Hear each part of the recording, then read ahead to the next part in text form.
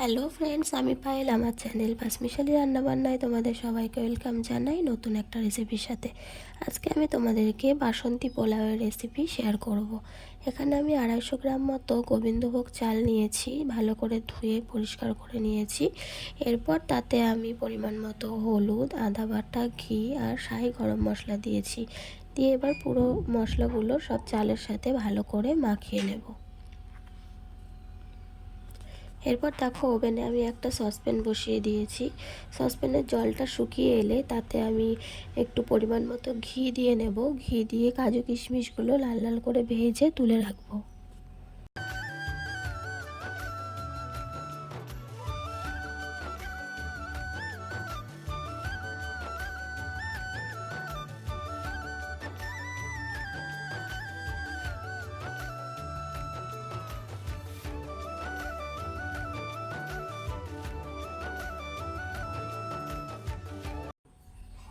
দেখো, কাজু কিশমিশগুলো তো আমি ভেজে তুলে রাখলাম। এরপর ওই ঘিয়ের মধ্যেই দুটো তেজপাতা ফোড়ন দিয়ে দিলাম।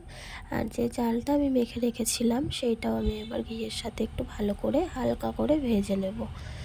একটু হালকা করে ভেজে নেওয়ার পরে এখানে আমি পরিমাণ মতো জল দিয়ে দেব। এখানে আমি যা চাল দেব তার ডবল জল দেব।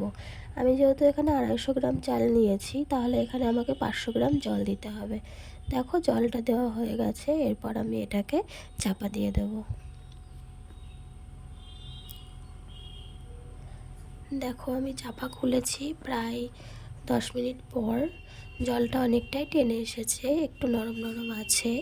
চালটা পুরোপুরি সিদ্ধ হয়ে গেছে। এই অবস্থাতেই আমি কাজু কিশমিশ আর চিনিটা দিয়ে দেবো। চালটা সেদ্ধ না হওয়ার আগে চিনিটা দিলে চালটা ভালো সেদ্ধ হবে না, তাই চালটা সেদ্ধ হওয়ার পরেই চিনিটা দিতে হবে।